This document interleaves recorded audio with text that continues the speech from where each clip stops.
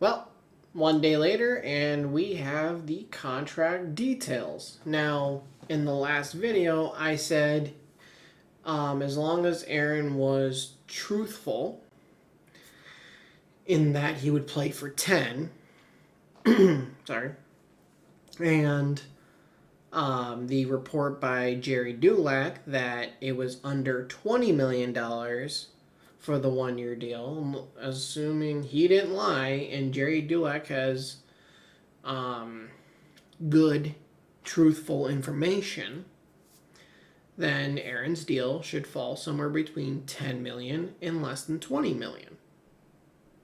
Right?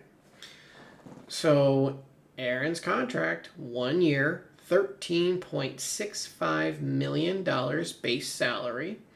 10 million of that is guaranteed, so that's your $10 million.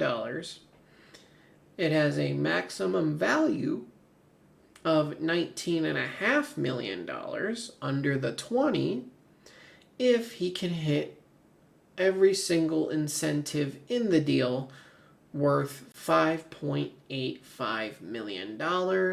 Those incentives are based on playtime and team performance.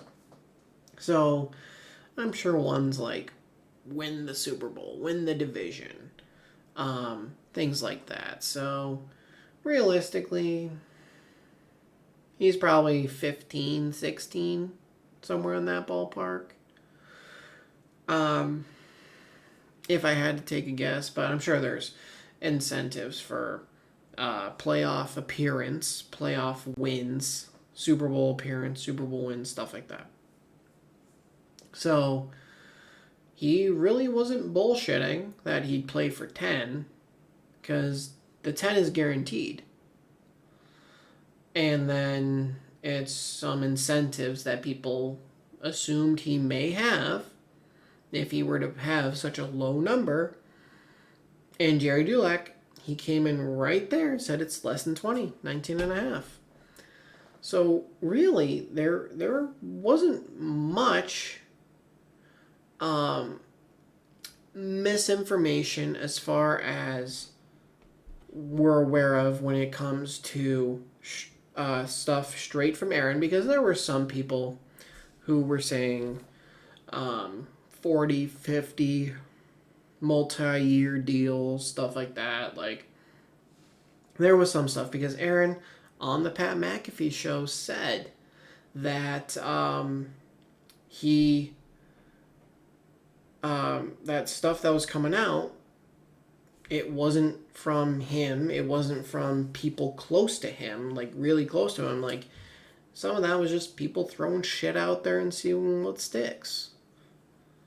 Because you have to be first, you don't have to be right. That's how the business is. As long as you're first, you don't have to be right. You worry about being right later. As long as you tweet it out and you say anonymous sources, and you can basically say whatever you want. Really. And then if you're wrong, it's like, well, it's just going off my sources.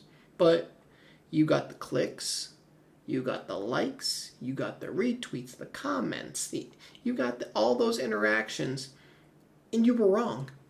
But it doesn't matter because you got the interactions.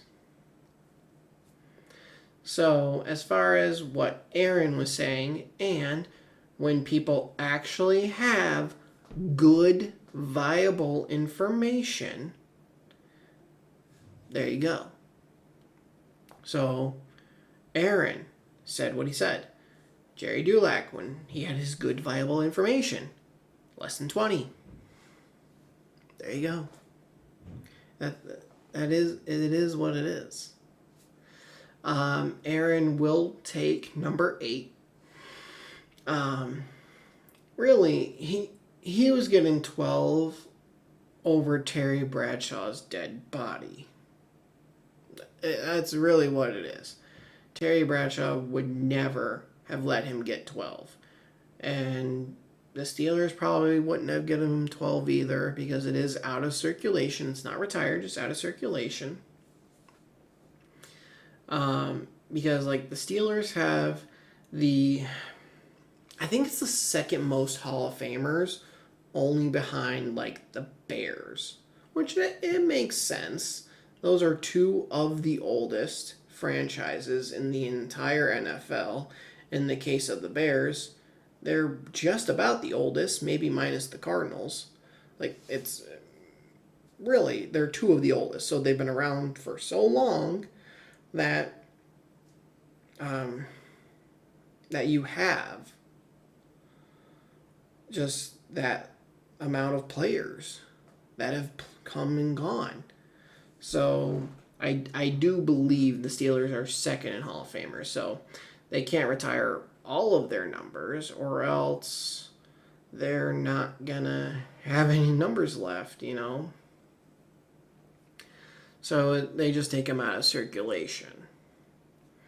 Similar to retiring, but if they ever had to give out 12, they could, I guess. But yeah, Terry would never let them give him 12. After his comments about stay in California and chew bark, which I have no idea what that means. I assume it's stay in California and kick rocks, you know. Stay over there, don't bother coming over here. No idea, but so he will take 8. Corliss Waitman was wearing 8. Now he's going to wear 3. Just a little bit of information. Whether he had to buy the number or Corliss was just like, meh, I don't care. Who knows? But he will wear 8, and he will be at mandatory minicamp next week, and he will talk to the media on Tuesday after practice, I believe it was, that I saw. So, I don't know how he's going to throw, how he's going to do.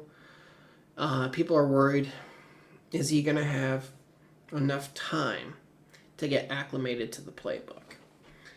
And a little bit of information for anyone who's not aware before I end this is that Matt LaFleur, okay, he was the offensive coordinator in Tennessee when he got hired to be the head coach of the Packers.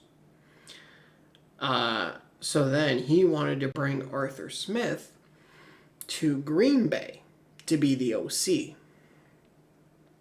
And it's, hey, come run my system and, up here in Green Bay. And, you'll have Aaron as your quarterback. And Arthur decided to stay in Tennessee, become the OC there under Vrabel, and then obviously ended up getting the head coaching job in Atlanta. But so if anyone's worried about, hey, the system, do you have enough time to learn it? He's probably already somewhat familiar with this system. I mean, it's probably like, so every language, like, it has a proper language. It does. But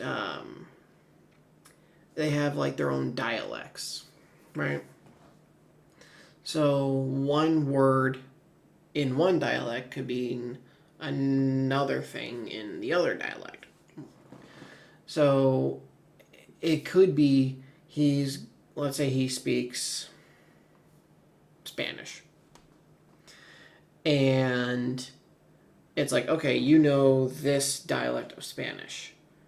All right, well, now there's this dialect of Spanish that you need to know. Where a lot of it's going to be similar, if not the same, and then there's some stuff that's a little different, right? So,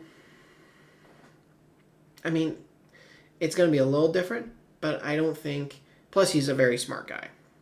I don't think he's going to have too much trouble picking up the system. And like I said, would I have preferred not to have Aaron and have somebody else? I'm not saying I'd prefer Mason over Aaron, but if it was Aaron versus Justin or Aaron versus, say, Russ, depending on price points, I'd rather have maybe one of those other guys. But I'll take Aaron cheap. That's what he is. He's cheap. Actually, believe it or not, that if he doesn't earn any incentives, just hypothetical, right off the base salary, his contract is actually cheaper than Daniel Jones' contract with the Colts. Fun little fact. Daniel's at 14. He's at 13.65. So, that was, just fun little fact. So, he's cheap. We'll see what happens. I gotta cheer for him now. I'm not gonna root against him. So, he's on my team. I'm gonna cheer for him. And it's a 1-year deal. Next year, he's gone, and we're drafting a quarterback. So, I'm not ultra worried about it. 1 year. That's it. And I wanted to see, like, ChatGPT say, well, does not compute. But apparently it does compute. I wanted to be like, nope, sorry, can't make that. Not possible. But that would be what it looks like if Aaron were to lead the Steelers to the Super Bowl and win it. So that would just be poetic. Cost him the Super Bowl 15 years ago. Wins it now. We'll see. But yeah, that is it. If you guys did enjoy it, please do leave a like. And if you're new to the channel, hit that subscribe button, turn notifications on. I'll see all you guys in the next video. Thanks for watching.